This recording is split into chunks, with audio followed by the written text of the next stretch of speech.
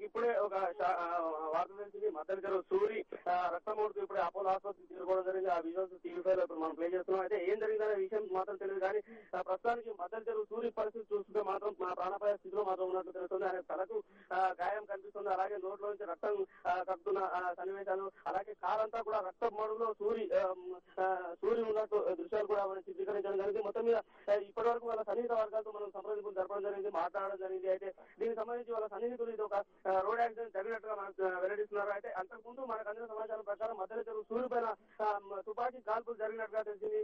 తెలిసిన వెంటనే టీవీ బృందం అపోలో ఆసుపత్రికి చేరుకోవడం జరిగింది. ఈ లోపు సిటీ సెంటర్ దగ్గర యాక్సిడెంట్ జరిగింది, కాల్పులు జరిగాయని చెప్పేసి 2 రకాల వార్తలు వచ్చాయి. ఈ నేపథ్యంలో అపోలోకి వచ్చిన తర్వాత టీవీ కొన్ని దృశ్యాలను చిత్రీకరించింది. రక్తపు మడుగులో మద్దతు చెరువు సూరి కొట్టుమిట్టాడుతున్నారు. ప్రాణాపాయ స్థితిలో ప్రస్తుతానికి అపోలో ఆసుపత్రికి అతని సన్నిహితులు కారులో తీసుకురావడం జరిగింది. అయితే వాళ్ళ సన్నిహితులను ప్రశ్నిస్తే మాత్రం ఇప్పటి వరకు ఎలాంటి సమాధానం మాత్రం అలాగైతే ఒక రోడ్డు ప్రమాదంలో మద్దతు చెరువు సూరి గాయపడ్డట్టుగా మనకు చెప్తున్నారు. అయితే గత కొద్ది కాలంగా మద్దతు చెరువు సూరి వార్తల్లో వ్యక్తిగా నిలిచిపోతున్నాడు.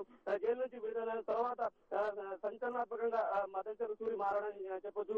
రక్త చరిత్ర సినిమాతో మరోసారి జనంలోకి సూరి పేరు చాలా బలంగా తెచ్చుకుపోయింది. రక్త చరిత్ర వివాదాస్పదంగా మారి సూరి క్యారెక్టర్ కూడా వివాదాస్పదంగా మారిన వైనాన్ని తెలుగు ప్రేక్షకులందరూ కూడా రక్త చరిత్ర 2 పార్టీలో చూడడం జరిగింది. అయితే ఈ రోజు అకస్మాత్తుగా సడన్ గా మద్దతు చెరువు సూరి రక్తపోటుతో అపోలో ఆసుపత్రికి చేరుకోవడం జరిగింది.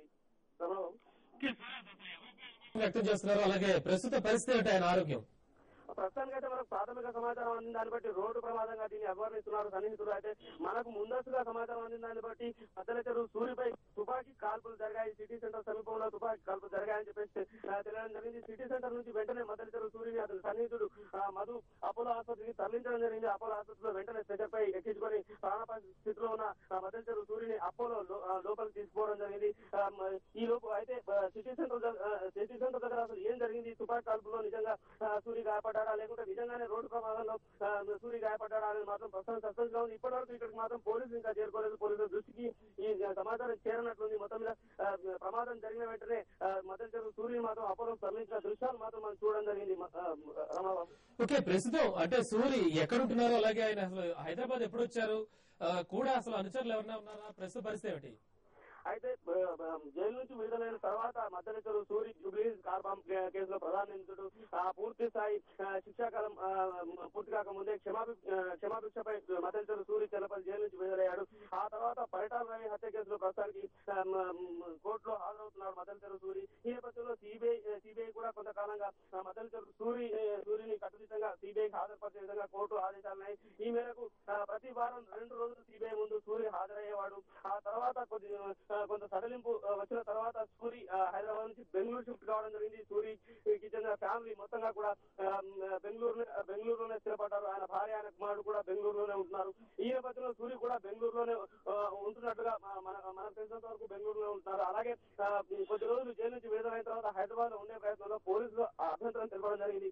సూరి తమ పోలీస్ స్టేషన్ పరిధుల్లో ఉండకపోవడమే మంచిదనే దిశలో పోలీసులు చర్యలు తీసుకోవడం జరిగింది. ఈ నేపథ్యంలోనే సూరి బెంగళూరుకు షిఫ్ట్ కావడం జరిగింది. అయితే బెంగళూరు నుంచి హైదరాబాద్ కు రాకపోకలు తరచూ సూరి చేస్తుండేవాడు. సిబిఐ కూడా వచ్చి హాజరవుతుండేవాడు. ఈ నేపథ్యంలో అసలు హైదరాబాద్ కు వచ్చిన సమాచారం మాత్రం ఇప్పటివరకు లేదు. కానీ ఈ రోజు అకస్మాత్తుగా హైదరాబాద్ లో తీవ్ర గాయాలపై అపోలో ఆసుపత్రి మాత్రం చేరినట్టుగా మనకు ధృవీకరణ జరిగింది. రామాబాబు, ఓకే, సూరజ్ ఆయన అనుచరులు కానీ ఎవరినైనా మీరు మాట్లాడడం జరిగింది ఎవరితో? వాళ్ళు ఈ రోజు అసలు సూరి ఎక్కడికి వెళ్ళినట్టు సమాచారం, అలాగే మార్నింగ్ నుంచి అసలు ఎక్కడున్నారు ఇవాళ ఆయన?